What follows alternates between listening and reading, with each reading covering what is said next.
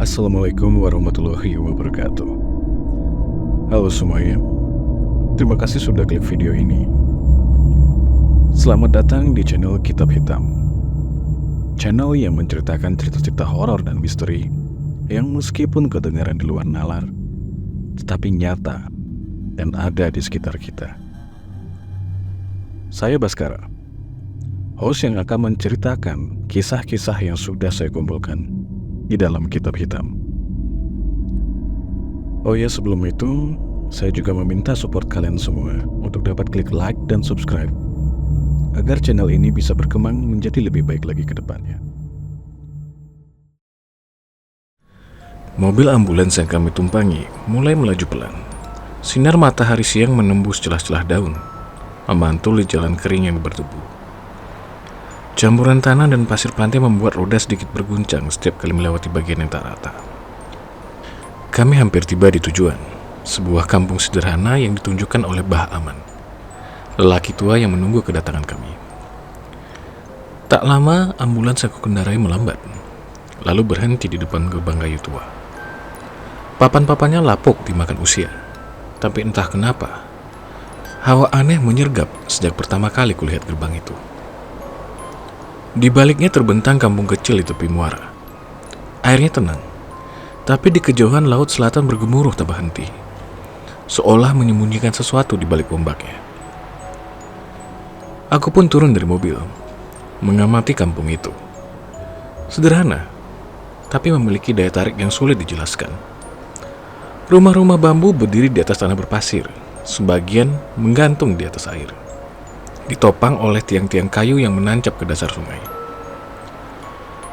Atap asbes dan daun rumbia mereka memantulkan cahaya matahari, berkilau samar.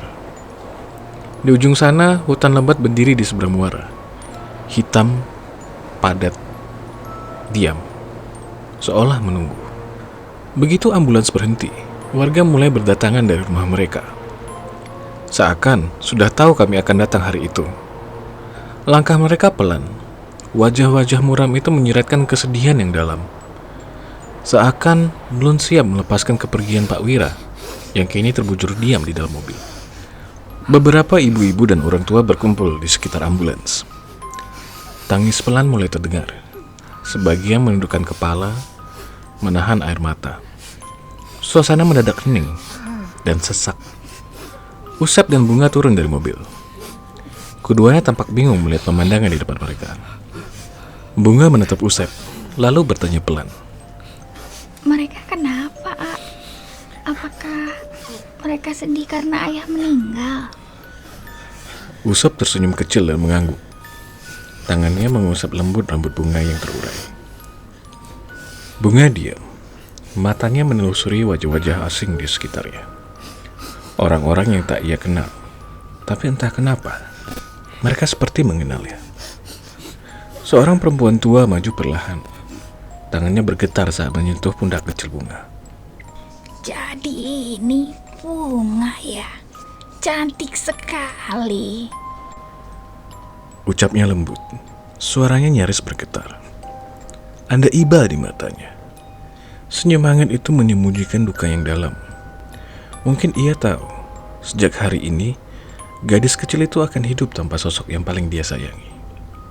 Tapi sambutan itu justru membuat Bunga mundur sedikit. Ia bersembunyi di belakang Usep, menggenggam ujung bajunya erat. Tubuh mungilnya bergetar, matanya menatap sekeliling dengan ketakutan. Seolah ada sesuatu di balik wajah-wajah itu yang membuatnya tidak nyaman. Usep menoleh, menyadari perubahan sikap Bunga. Sesaat, seolah angin berhenti berembus. Kenapa, Bunga? Tanyanya pelan. Bunga hanya menggeleng, wajahnya pucat. Matanya terus mengintip dari balik punggung Usep. Di tangannya, kotak kayu kecil itu masih ia genggam erat. Tak pernah dilepaskannya sedetik pun. Lalu dari kejauhan, Mbah Aman berjalan mendekat. Langkahnya pelan, namun tegas. Lelaki tua itu berhenti di depan kami, menatap Bunga yang ketakutan. Sebagai ketua kampung, ia tampak tahu persis apa yang harus dilakukan. Tidak apa-apa, Bunga. Jangan takut, nak. Kami semua kenal dengan ayahmu. Dulu beliau sering datang ke sini, membantu kami.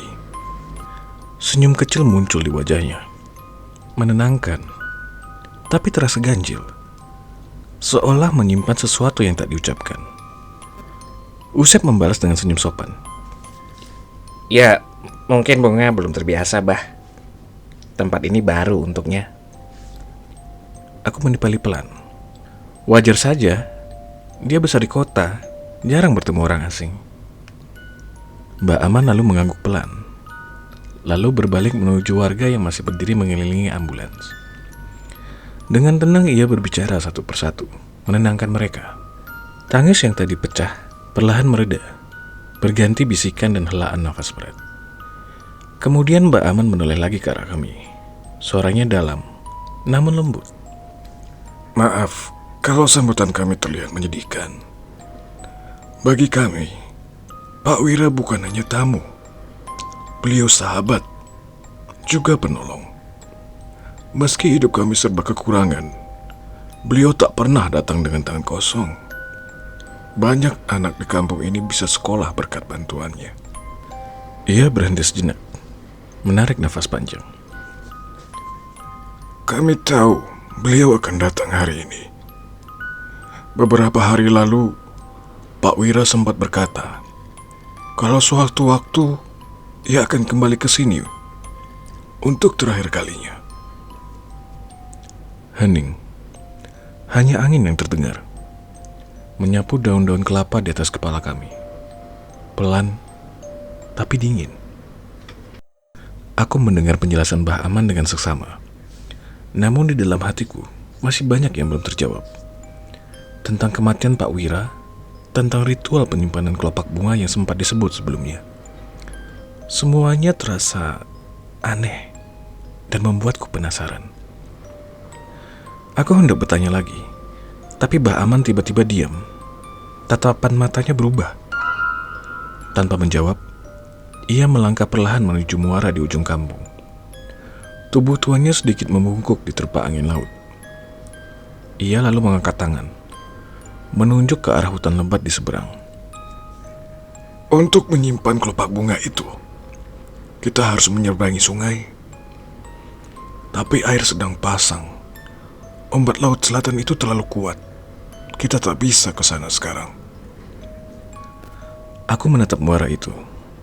Airnya bergejolak, gelap dan berkilau di bawah sinar matahari. Di kejauhan, hutan di seberang tampak seperti dinding hitam yang diam. Tapi entah kenapa, terasa mengamati. Lebih baik kalian beristirahat dulu. Tidurlah di rumahku. Di kamar yang dulu sering dipakai Pak Wira setiap kali datang ke sini.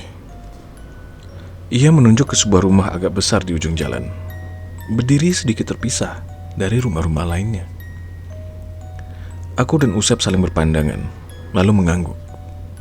Badanku terasa berat, entah karena perjalanan panjang atau karena hawa aneh yang terus menekan dari tempat ini.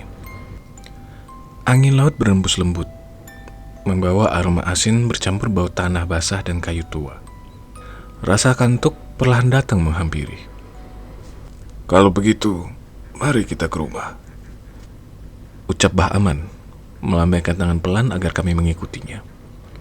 Kami lalu berjalan di belakangnya, Usep di depan dengan bunga yang masih menempel di punggungnya.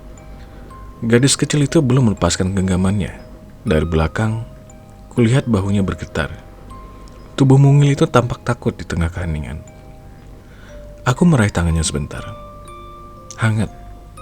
Kupikir sentuhan itu bisa menenangkannya. Tapi entah kenapa, di balik hangatnya tangan kecil itu, terasa sesuatu yang dingin, menjalar perlahan ke kulitku.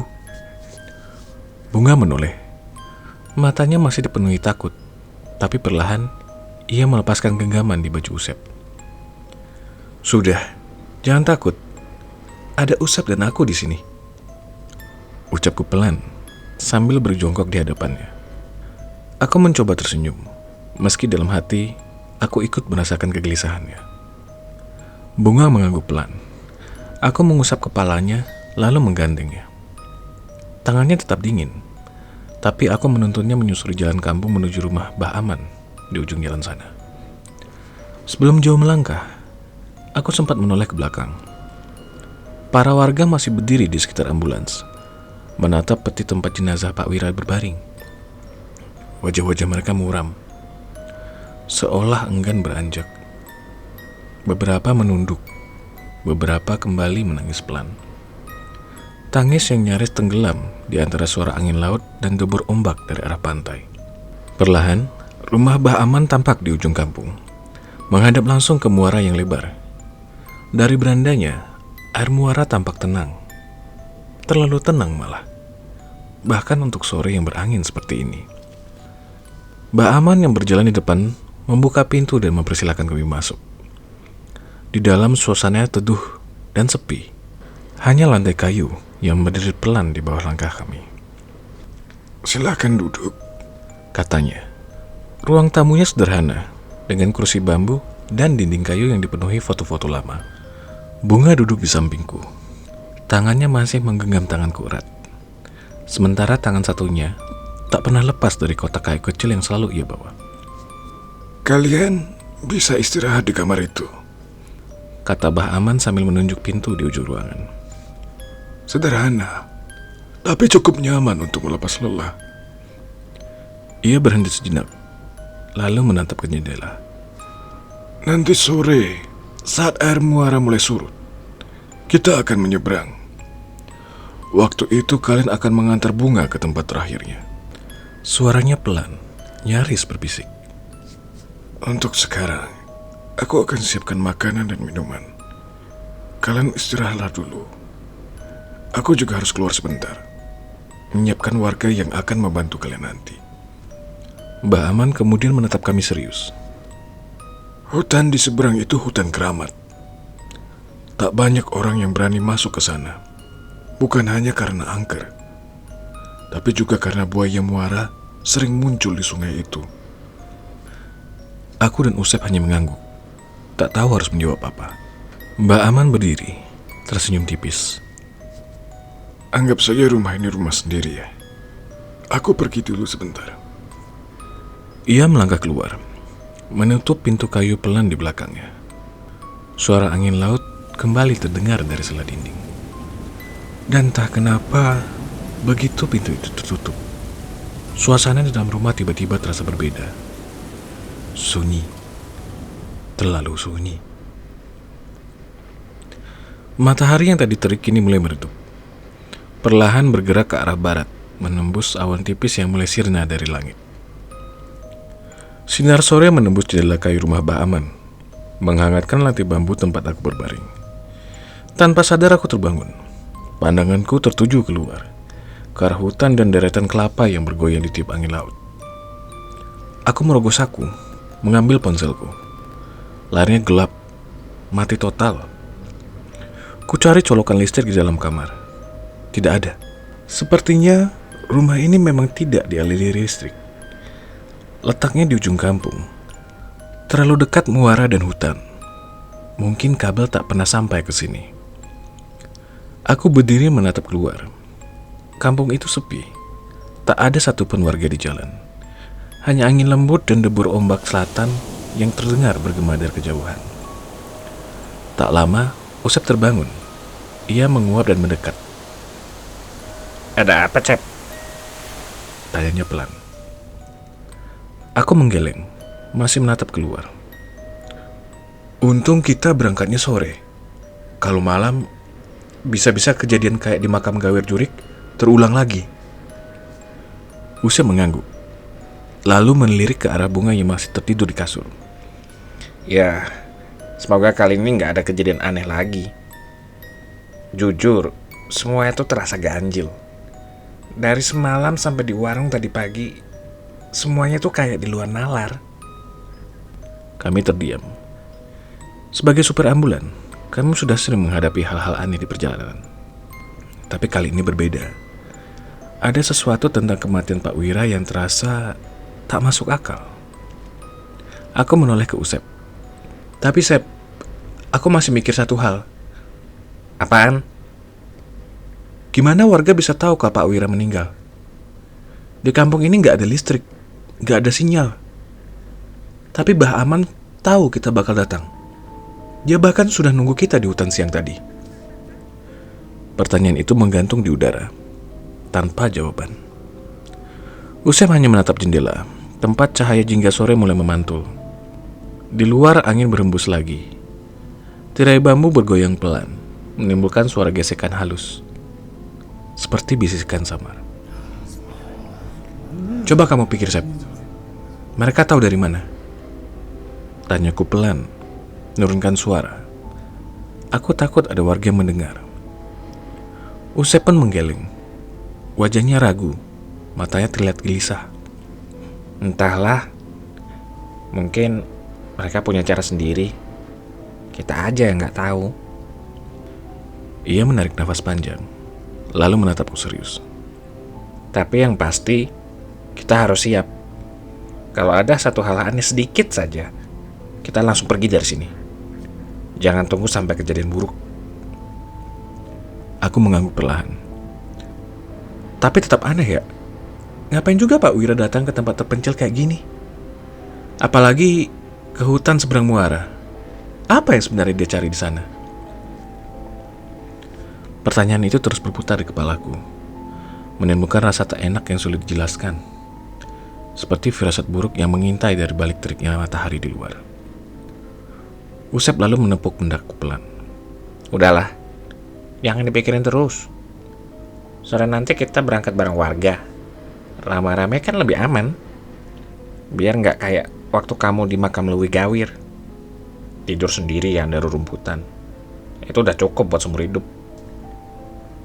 Ia terkekeh kecil, mencoba mencairkan suasana. Udah yuk keluar. Mulut udah pahit, pengen ngudut, katanya sambil tersenyum. Aku ikut tersenyum tipis dan berjalan di belakangnya. Kami meninggalkan kamar itu, membiarkan Bunga tetap tertidur lelap. Dia butuh istirahat sebelum kami menyeberang ke seberang muara nanti. Tapi sebelum melangkah keluar, langkahku terhenti. Ada sesuatu tentang Bunga yang tiba-tiba terasa janggal. Bagaimana dia bisa tahu tempat itu? Pertanyaan itu muncul begitu saja, dan entah kenapa membuat bulu kuduku berdiri. Aku menoleh. Bunga masih tertidur pulas di sudut kamar, memeluk kotak kayu yang tak pernah ia lepaskan. Wajahnya polos, tenang, terlalu tenang. Anak usia 10 tahun yang seharusnya bermain dan tertawa, kini terlelap sambil memeluk sisa terakhir dari ayahnya. Aku menatapnya lama. Rasanya sesak memikirkan nasibnya. Sendirian, tanpa siapapun sejak kepergian Pak Wira. Ngapain bengong? Ayo, mulut udah sepet nih. Suara Usep membuyarkan pikiranku. Ia menoleh, memberi isyarat agar aku segera menyusul. Aku pun mengangguk dan mengikuti langkahnya. Usep membuka tirai pembatas kamar, mempersilakanku jalan duluan menuju ruang tengah. Begitu keluar, aku langsung melihat muara sungai dari depan rumah. Airnya tampak tenang, tapi ada sesuatu di balik ketenangan itu. Udara terasa lebih sunyi, lebih dingin dari sebelumnya. Saat aku melangkah ke ambang pintu, aku melihat sesuatu. Seseorang berdiri di luar, mengintip dari balik daun pintu yang terbuka lebar. Hanya separuh wajahnya saja terlihat, tapi cukup untuk membuat dadaku menegang. Matanya membesar, penuh ketakutan, seolah baru saja melihat sesuatu yang mengerikan di dalam rumah ini. Langkahku pun membeku. Kami saling berpandangan sejenak, aku dan orang itu, dan di matanya ketakutan itu nyata. Lalu wajahnya berubah, kulitnya mendadak pucat, bibirnya gemetar, matanya tetap terpaku padaku. Ia mundur perlahan. Terlihat langkahnya goyah, seperti ingin lari, tapi kakinya berat. Usep di belakangku belum menyadari apapun, hanya aku yang berdiri kaku di ambang pintu, dengan firasat buruk yang menekan di dada. Tiba-tiba orang itu berbalik dan berlari. Langkahnya panik. Ia hampir tersandung di akar pohon di tepi muara, sebelum akhirnya menghilang di kejauhan. Tanpa pikir panjang, aku ikut berlari mengejarnya. Siapa dia? Apa yang dilihat sampai setakut itu? Pikirku sambil mempercepat langkah. Aku menoleh ke belakang. Sep, kamu lihat itu nggak? Teriakku, menunjuk ke arah sosok yang berlari menuju hutan. Usep yang awalnya bingung, langsung ikut berlari. Kami berdua mencoba mengejarnya, tapi langkahnya jauh lebih cepat. Seolah ia hafal setiap jalan setapak di antara lumpur dan pasir di tepi muara. Apaan sih? Siapa dia? Teriak Usep di belakangku. Aku tak menjawab. Nafasku memburu. Hanya satu yang kupikirkan, mengejarnya. Tapi hutan di depan terlalu rapat. Pohon-pohon menjulang tinggi, dan dalam hitungan detik, sosok itu lenyap di antara bayangan. Aku pun akhirnya berhenti. Dadaku naik turun, nafasku berat. Suasana hutan terasa aneh. Meski matahari masih menembus helai daun, cahayanya terasa dingin. Di sekelilingku, bayangan pepohonan bergoyang pelan tertiup angin. Namun entah kenapa, bayangan-bayangan itu terasa bukan sekedar bayangan, seolah hidup. Langkahku pun terhenti. Suara nafasku sendiri terdengar terlalu keras di tengah hutan yang tiba-tiba sunyi.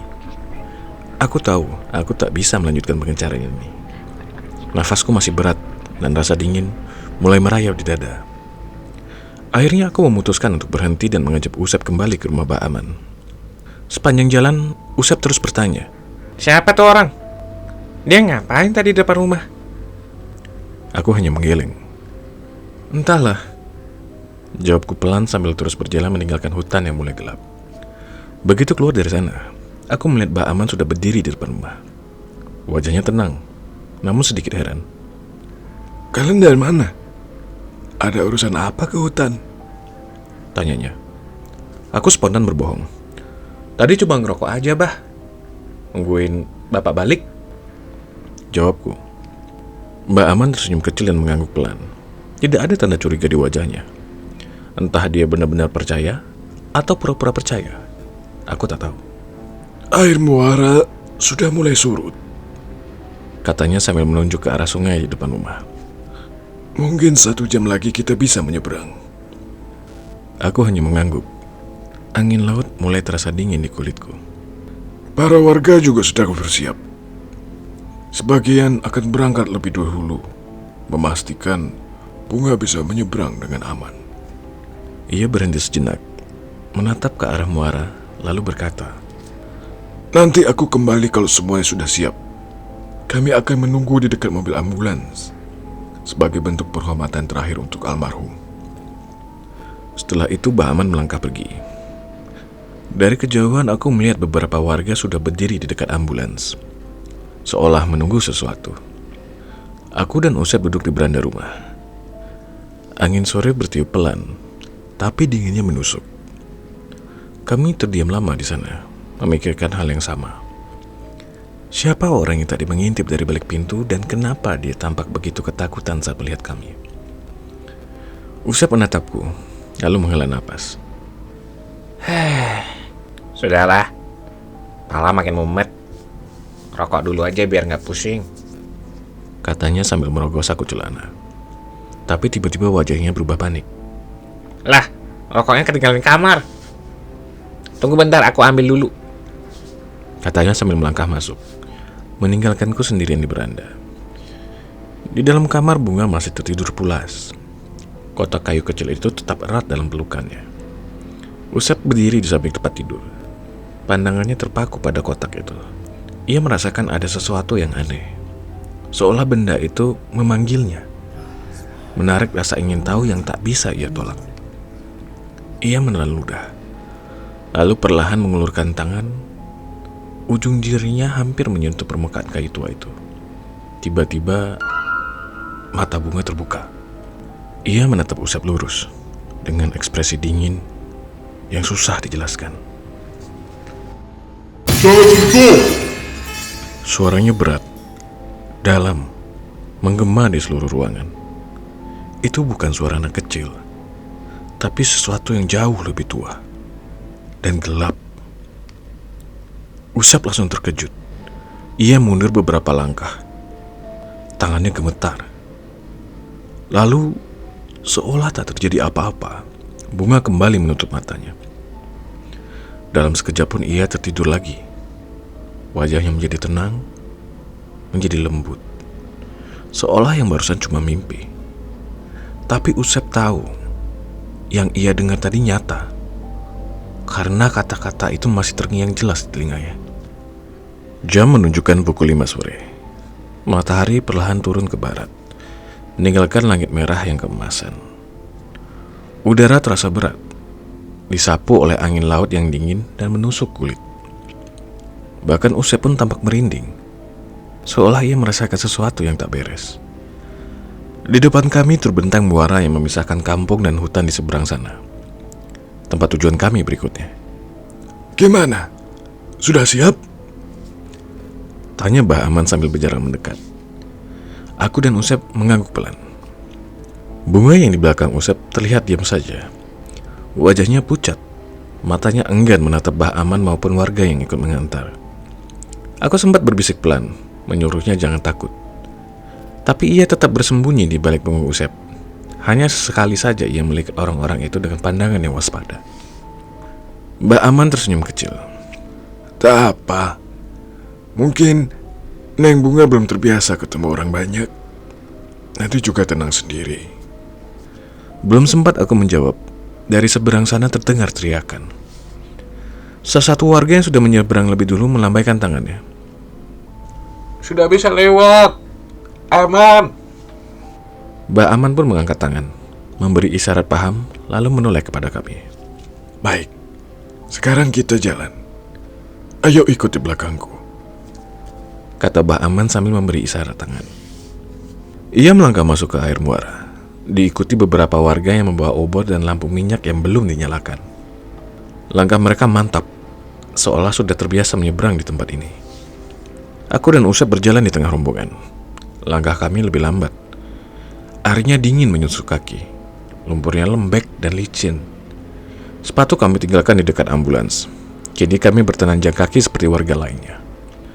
Setiap langkah terasa berat, dan entah kenapa semakin jauh kami melangkah, udara makin dingin, dan suasana semakin sunyi. Pasir dan lumpur muara menempel di telapak kaki kami setiap langkah. Dingin air terasa seperti sentuhan tangan-tangan tak terlihat, seolah menyambut kami di sore itu. Aku menggulung celana tinggi-tinggi. Usep dan Bunga melakukan hal yang sama. Kami tak membawa pakaian ganti, jadi setidaknya berusaha agar tidak basah. Para warga berbeda. Mereka berjalan tanpa ragu, membiarkan celana mereka basah. Mungkin sudah terbiasa, karena wajah mereka tenang, seolah semua ini hal yang biasa. Aku sempat menoleh ke arah kampung. Cahaya matahari hampir habis, membuat rumah-rumah tampak gelap.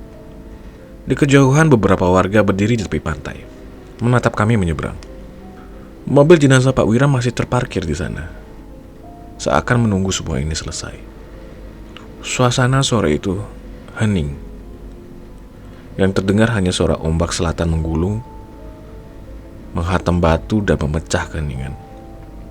Di depan hutan mulai tampak hitam, menelan cahaya terakhir langit.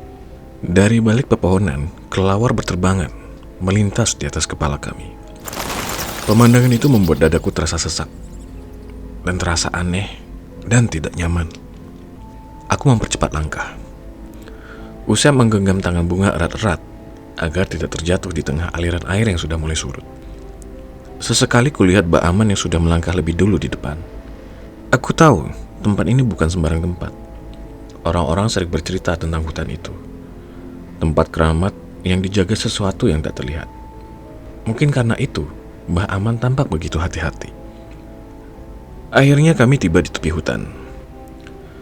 Mbah Aman dan para warga menyalakan obor serta lampu minyak. Cahaya oranye bergetar di antara pepohonan, menyalakan bayangan yang menari di tanah basah. Dan entah kenapa aku bisa merasakan sesuatu dari dalam hutan itu. Aku merasakan sesuatu sedang memperhatikan kami. Aku menoleh ke arah kegelapan. Kudengar ada suara gemerisik di antara pepohonan, seperti langkah kaki yang berusaha disembunyikan. Aku lalu berhenti, menajamkan pendengaranku. Suara itu terdengar semakin jelas, semakin dekat. Lalu seseorang menepuk bahuku. Aku pun terlonjak. Mbak Aman berdiri di sampingku. Wajahnya serius. Jangan ke sana. Ikut lewat sini saja. Sama warga. Katanya pelan. Entah kenapa barusan aku seperti terpanggil. Kakiku bergerak sendiri ke arah suara itu. Tanpa sadar, seolah ada yang menarikku masuk ke dalam hutan.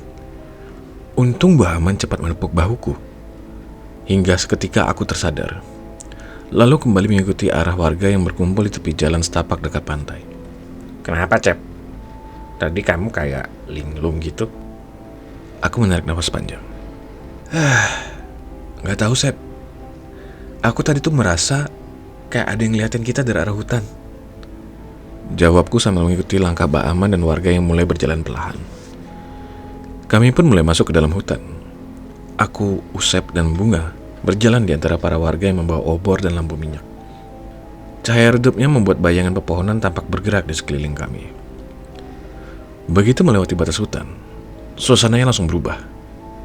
Udara menjadi lembab, berat, dan dingin.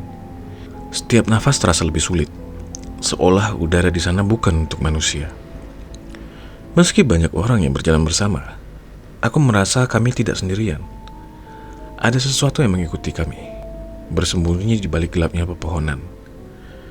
Aroma tanah basah memenuhi hidungku. Langkah kami menginjak daun-daun busuk yang bergerak pelan. Angin dari pantai sudah tak terasa. Yang tersisa hanya keheningan dan bisikan samar di dalam hutan.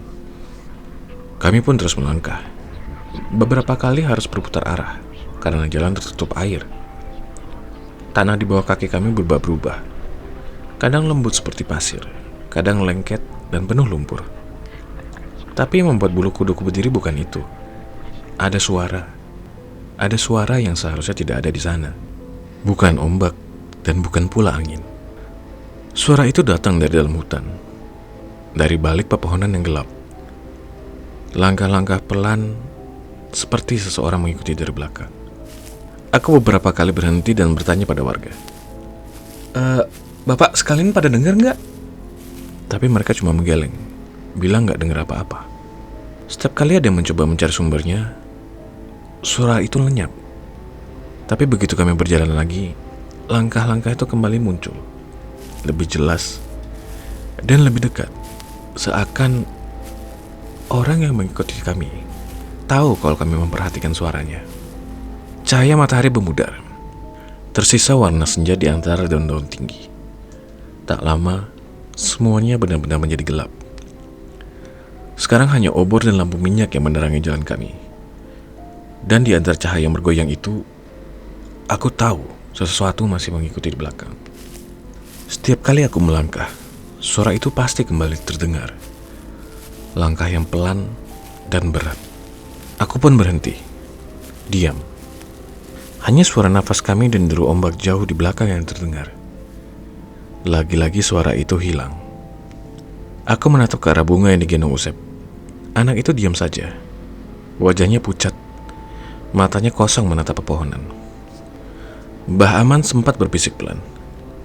Orang yang semalam mengantar Bunga ke makam Gawir Jurik bilang, anak itu tahu tempat itu. Tapi Bunga hanya menggeleng. Tak satu pun kata keluar dari bibirnya. Baru saat menatap Bunga lebih lama, Usep sadar wajah anak itu sudah berubah lagi. Bukan wajah polos seperti tadi siang. Kini ekspresinya datar, dingin, sama seperti waktu pertama kali kami melihatnya di kamar mayat beberapa hari yang lalu. Usep menelan ludah. Ia baru sadar kalau Bunga tak lagi bersembunyi di belakangnya. Sekarang, anak itu berjalan sendiri, pelan tapi pasti, sambil memeluk kotak kayu tua itu erat-erat. Matanya menatap lurus ke jalan setapak di depan. Aku hanya bisa diam. Rasanya anak ini bukan Bunga yang sama. Ada sesuatu yang berubah darinya. Sesuatu yang dingin, tak bisa dijelaskan. Anehnya, para warga seolah tak peduli. Mereka terus berjalan tanpa menoleh, tanpa bertanya kenapa wajah anak itu tampak begitu asing. Bahkan Mbak Aman yang biasanya ramah, kini hanya menyuruh kami untuk jalan lebih cepat, tanpa menatap ke arah Bunga sama sekali. Semakin dalam kami masuk ke hutan, semakin terasa keanehannya. Batang-batang pohon di sekitar kami tampak ganjil. Beberapa saling melilit seperti tubuh manusia yang terjerat, membentuk bayangan mengerikan di antara cahaya obor yang goyah. Aku mulai merasa ada yang tidak beres. Jantungku berdetak cepat. Setiap langkah terasa berat. Udara di sekitar seolah makin dingin dan menekan. Kami berhenti di sebuah percabangan jalan. Mbak Aman berbicara pada beberapa warga, menyuruh mereka memeriksa jalan di depan, lalu berjalan ke arahku. Mungkin karena wajahku sudah pucat. Sudah, Kang. Hiraukan saja. Hutan ini memang begini. Kalau ada yang aneh, biar warga saja yang cek. Nada suaranya datar, tapi aku bisa merasakan sesuatu di balik ucapannya. Semacam kewaspadaan yang disembunyikan. Dia tahu ada yang tidak beres di sini. Tak lama kemudian Mbak Aman menatap Usep. Kalian berdua fokus saja pada tujuan akhir kalian ya. Ia tersenyum tipis, tapi senyumnya hambar. Lalu tanpa menatap ke arah Bunga, ia berbalik cepat. Gerakannya seperti orang yang ingin segera menjauh dari sesuatu atau dari seseorang. Entah kenapa, aku merasa dia takut.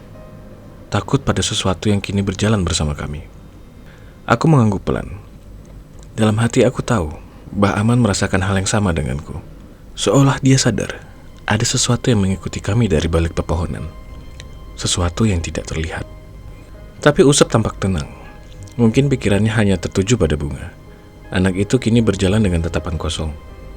Wajah kaku, seperti boneka yang digerakkan tangan tak kacamata. Aku menatapnya diam-diam, mencoba menepis rasa cemas yang semakin kuat di dada. Tiba-tiba, suara seorang warga terdengar dari depan. Jangan lewat kiri, belok kanan aja. Di sana ada genangan air. Suaranya memecahkan keheningan, tapi anehnya, justru membuat hutan terasa lebih sunyi sesudahnya. Mbak Aman mengangkat tangannya, memberi isyarat agar semua orang berbelok ke kanan. Kami lalu kembali berjalan, menyusuri jalan setapak yang semakin gelap dan licin.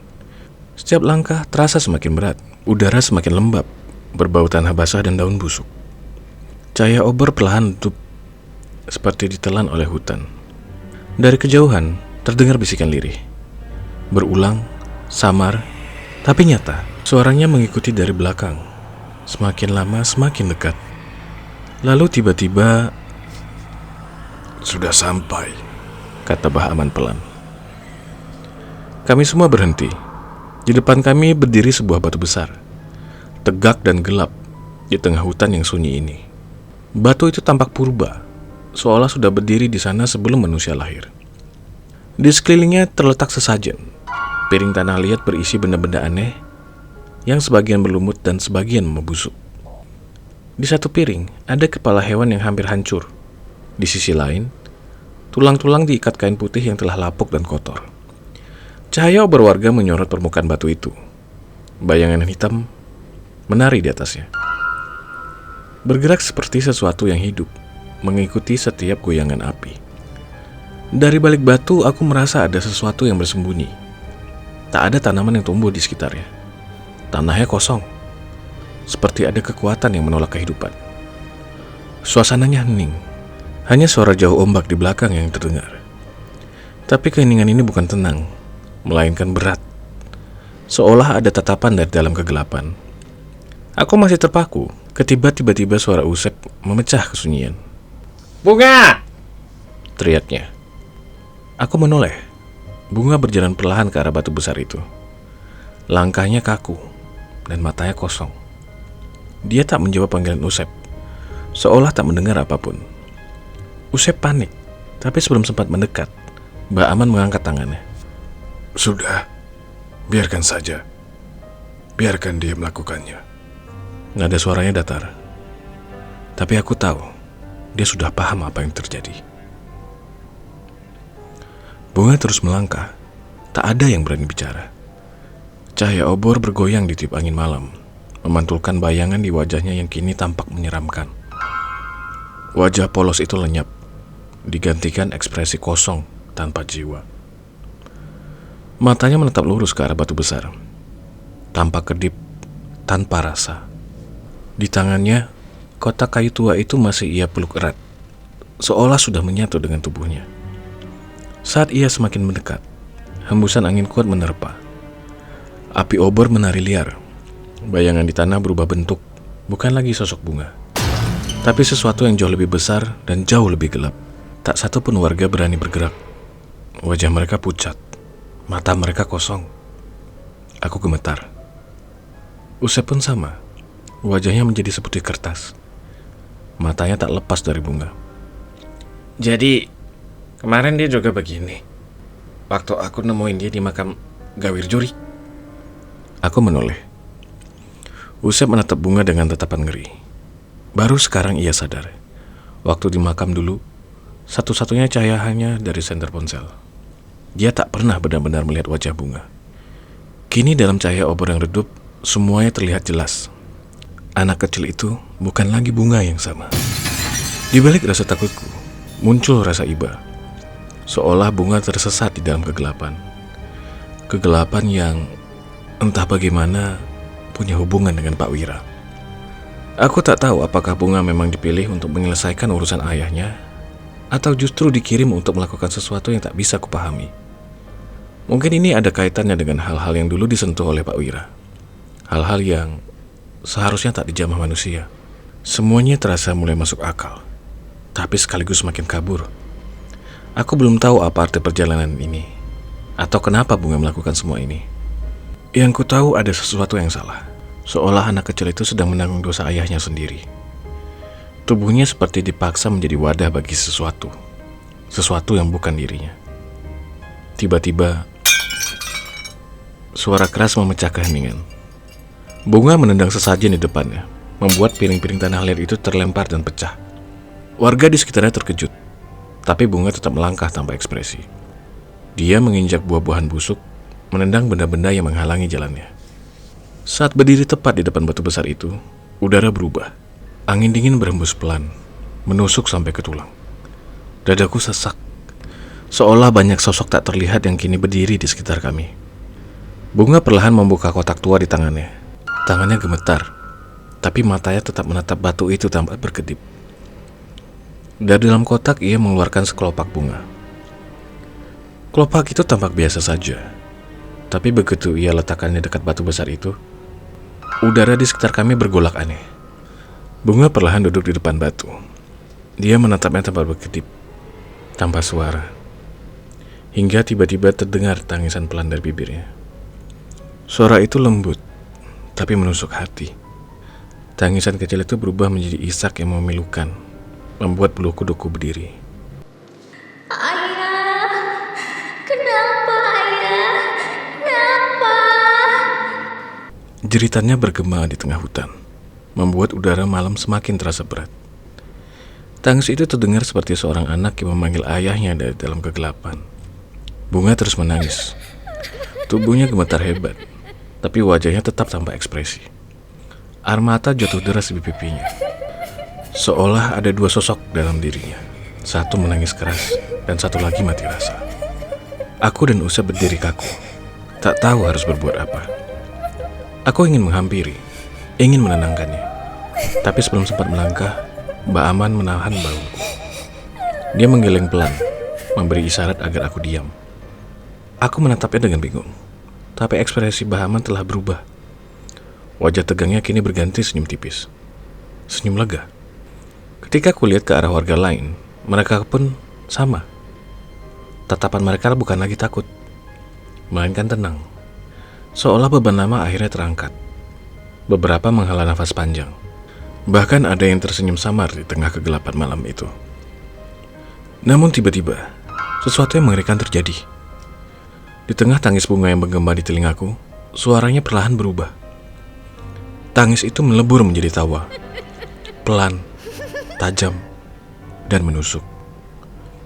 Tawa itu semakin keras, semakin panjang, hingga terdengar seperti suara yang bukan miliknya. Bunga lalu menoleh perlahan. Matanya tajam, senyumnya melengkung aneh. Wajahnya tampak menyeramkan di bawah cahaya obor yang bergoyang di tiup angin. Rambutnya yang terurai panjang membuatnya tampak seperti sosok lain sama sekali. Jadi ini balasanmu. Suaranya dingin, berat, bukan suara anak kecil. Lalu ia tertawa lagi, keras, membuat dadaku terasa sesak. Kalian yang membawa aku ke tempat ini. Awas, akan kubuat porak-poranda kalau Wira tak memberi apa yang aku mau.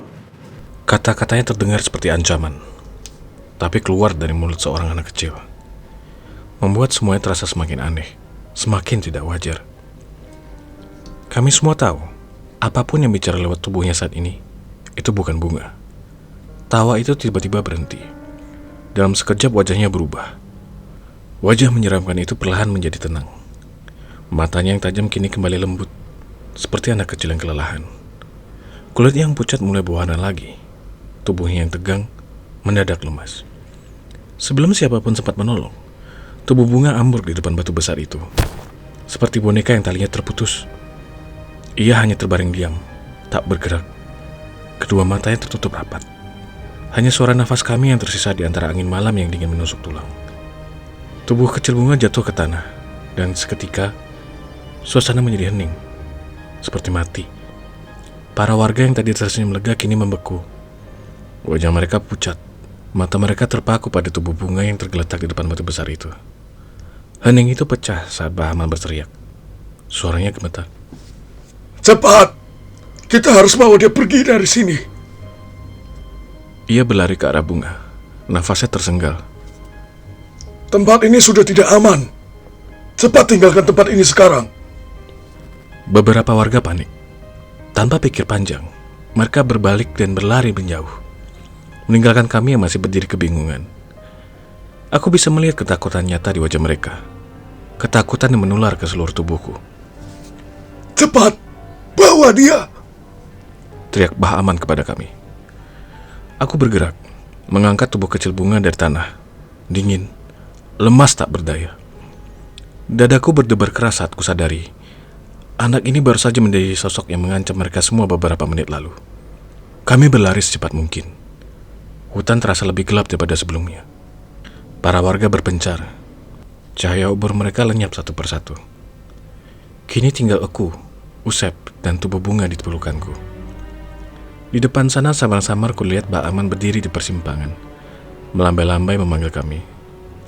Wajahnya cemas, suaranya nyaris hilang di tepak angin malam. Ayo cepat! Jangan berhenti! Kalau terlambat kita semua bisa celaka. Aku berlari lebih kencang, menembus hutan yang hanya diterangi cahaya bulan pucat di sela ranting-ranting tua di atas kepala kami. Bahaman terus memanduku agar tidak tersesat.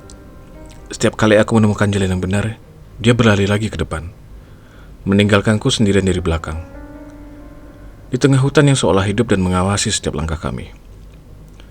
Beberapa menit berlari, aku merasa ada sesuatu yang salah. Ada sesuatu yang hilang. Aku menunduk ke tubuh Bunga di pelukanku, dan dadaku langsung kosong. Kotak kecil itu hilang. Usep, bawa Bunga ke kampung. Aku harus ambil kotaknya. Aku menyerahkan tubuh Bunga dengan terburu-buru, lalu berbalik dan berlari lagi ke arah hutan. Langkahku berat, udara makin dingin, dan angin berhenti.